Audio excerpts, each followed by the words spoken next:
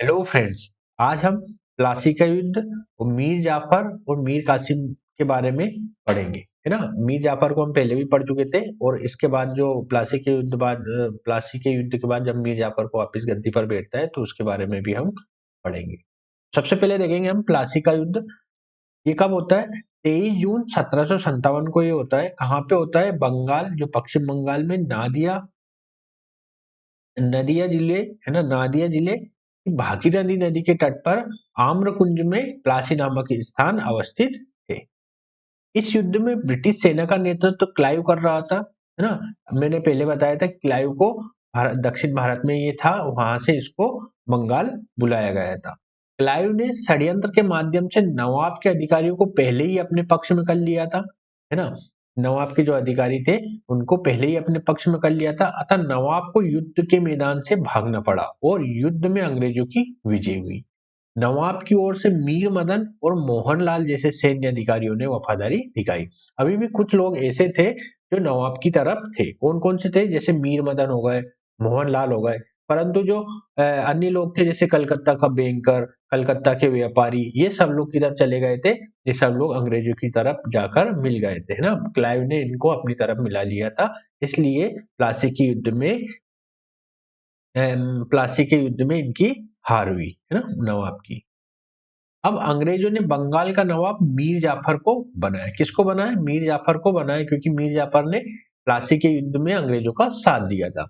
इस तरह बंगाल पर ब्रिटिश नियंत्रण की शुरुआत हुई। अब नवाब अंग्रेजों के हाथों की कठपुतली था, जिससे अंग्रेजों ने आर्थिक लाभ प्राप्त किया। इस तरह प्लासी विजय के पश्चात बंगाल की लूट आरंभ हुई, है ना। प्लासी विजय के पश्चात बंगाल की लूट आरंभ हुई, ये एक बहुत महत्वपूर्ण उक्ति कही जा सकती है। नवाब बनने के बाद, है ना, अब आता है हमारा मीर जाफर। 1757 से लेकर 1760 तक इसके बारे में हम पढ़ेंगे। 1760 तक के बारे में इसके बारे में पढ़ेंगे जो इसने किया था। नवाब बनने के बाद इसने कंपनी को 24 परगना क्षेत्र, है ना, 24 परगना क्षेत्र एक जिला है वहां पे, अभी वर्तमान में ये जिला है, लेकिन उस क्षेत्र की जमींदारी अंग्रेजों को दे दी या कंपनी को दे दी और उपहार स्वरूप धन प्रदान किया, धन भी उनको दिया। किंतु मीर जाफर अंग्रेजों की मांगों से तंग आकर डचों से मिलकर अंग्रेजों के विरुद्ध कार्रवाई की योजना बनाई। अब अंग्रेजों ने क्या कर दिया? अपनी लगातार डिमांड वो रखते जा रहे थे मीर जाफर के सामने। तो मीर जाफर इन बातों से तंग आकर वो डचों से मिल जाता है ना, क्योंकि डच भी उस समय भारत में अपनी कंपनियां स्थापित, मतलब अपनी जो कोठिया या अपनी फैक्ट्रियां वगैरह स्थापित कर रहे थे, तो उसने डच के साथ मिलकर अंग्रेजों के विरुद्ध कार्रवाई की योजना बनाई, जिसका पता अंग्रेजों को चल जाता है।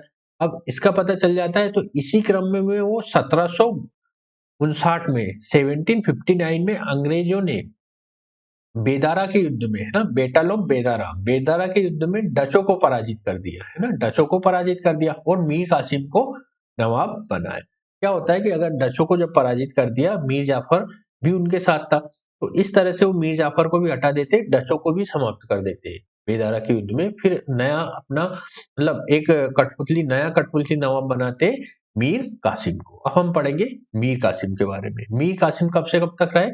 मीर कासिम कब से कब तक रहा? 1760 से 1763 के मध्य मीर कासिम रहा।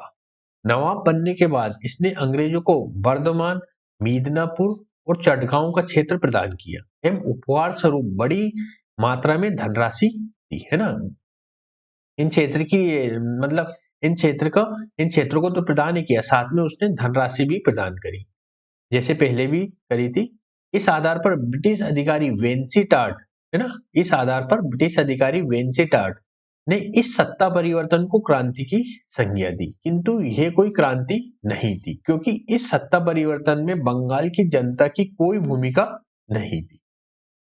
ना ही इस सत्ता परिवर्तन के पश्चात बंगाल की शासन व्यवस्था में कोई व्यापक परिवर्तन आया, है ना। जब इतनी बड़ी उथल पुथल हुई, जैसे वर्धमान, मिदनापुर और चटगांव क्षेत्र प्रदान किए तथा बहुत बड़ी धनराशि भी अंग्रेजों को दी गई, ब्रिटिश ईस्ट इंडिया कंपनी को दी गई। इस आधार पर जो वहां का एक ब्रिटिश अधिकारी था वेंसीटार्ट, ये कहता है कि एक तरह से सत्ता परिवर्तन, है ना, जैसे नवाबों की सत्ता से अंग्रेजों की सत्ता स्थापित हो गई, इस तरह से सत्ता परिवर्तन की संज्ञा देते। परंतु अगर वास्तविक रूप में देखा जाए तो ये कोई सत्ता नहीं कहलाती, सत्ता परिवर्तन नहीं कहलाती, क्योंकि इसमें बंगाल की जनता, क्योंकि किसी कोई भी सत्ता परिवर्तित करने में जनता की भूमिका महत्वपूर्ण होती है, तो इसमें बंगाल की जनता की कोई भूमिका नहीं थी, ना ही इस सत्ता परिवर्तन के पश्चात बंगाल की शासन व्यवस्था में कोई व्यापक परिवर्तन आया। शासन व्यवस्था का कहने का तात्पर्य अभी भी कठपुतली नवाबी शासन कर रहे थे और इस घटना के बाद भी कठपुतली नवाबी शासन कर रहे थे। प्रत्यक्ष रूप से अंग्रेजों ने शासन अपने हाथ में नहीं लिया था, इसलिए इसे क्रांति की संज्ञा नहीं दी जा सकती। वस्तुतः सत्ता पहले भी अंग्रेजों द्वारा बनाए गए कठपुतली नवाबों के पास थी और अब भी बंगाल का नवाब अंग्रेजों का कठपुतली था। इस दृष्टि से भी क्रांति नहीं इस दृष्टि से भी इसे क्रांति नहीं कहा जा सकता, क्योंकि मीर कासिम से अंग्रेजों के आर्थिक हितों को हानि पहुंची, है ना। मीर कासिम को अंग्रेजों के आर्थिक हितों मीर कासिम से क्या हुआ, मीर कासिम से अंग्रेजों को आर्थिक हितों की भी हानि पहुंची। कैसे पहुंची आगे पता चलेगा। जो मीर मीर कासिम है, इसने क्या कर दिया था, जो दस्तक था, है ना, निशुल्क व्यापार का जो अधिकार था उसे ही समाप्त कर दिया ना। मैं पढ़ देता हूँ इसको पहले। वस्तुतः मीर कासिम ने यूरोपीय पद्धति से अपनी सेना को प्रशिक्षित किया और अंग्रेजों द्वारा किए जा रहे निशुल्क व्यापार के अधिकार, जिसे दस्तक कहते हैं, के दुरुपयोग को रोकने के लिए उसने राज्य से चुंगी समाप्त कर दी, है ना। राज्य से चुंगी समाप्त कर दी मतलब कोई भी व्यक्ति अब बिना किसी बाधा के व्यापार कर सकता है। इससे किस तरह से अंग्रेजों का व्यापार बाधित हुआ, जो तात्कालिक स्तर पर डच थे और फ्रांसीसी थे, ये और डेनिश थे, ये भी व्यापार के लिए एलिजिबल हो गए और बिना किसी चुंगी के व्यापार करने लगे। इससे इनको यूरोपीय प्रतिस्पर्धा मिलने लगी। जैसे अंग्रेजों को यूरोपीय शक्तियां थी भारत में, उनसे प्रतिस्पर्धा मिलने लगी, तो इससे इनके आर्थिक अंग्रेजों या ब्रिटिश ईस्ट इंडिया कंपनी के आर्थिक हितों को बाधा पहुंची, है ना। इससे अंग्रेजों को आर्थिक हानि होने लगी। अंततः इस मुद्दे पर अंग्रेजों को मीर कासिम से युद्ध लड़ना पड़ा, है ना। इस मुद्दे जो चुंगी कर समाप्त कर दिया, इस मुद्दे को लेकर ये मुद्दा काफी बड़ा हो गया और इस मुद्दे को लेकर अंग्रेजों को मीर कासिम से युद्ध लड़ना पड़ा ना। इस तरह हम कह सकते हैं कि 1760 में बंगाल में हुआ सत्ता परिवर्तन ना तो बंगाल की जनता के लिए ना ही अंग्रेजों के लिए क्रांति का सूचक, है ना। तो ये मीर कासिम था। अ, हमने यहाँ से अभी अभी तक क्या पढ़ लिया, है ना। ब्रिटिश साम्राज्यवादी नीतियों के तहत बंगाल के विस्तार को हम पढ़ रहे हैं। बंगाल में हमने काफी चीजें देख ली है। प्लासी का युद्ध देख लिया है, मीर जाफर, मीर कासिम, सिराजुद्दौला, इनको देख लिया है। आगे हम 1764 में बक्सर का युद्ध, है ना, 1764 में जो बक्सर का युद्ध हुआ था, ये काफी महत्वपूर्ण रहेगा। बक्सर का युद्ध, बक्सर का युद्ध, और इस युद्ध के परिणाम स्वरूप इलाहाबाद की संधि होती है ना।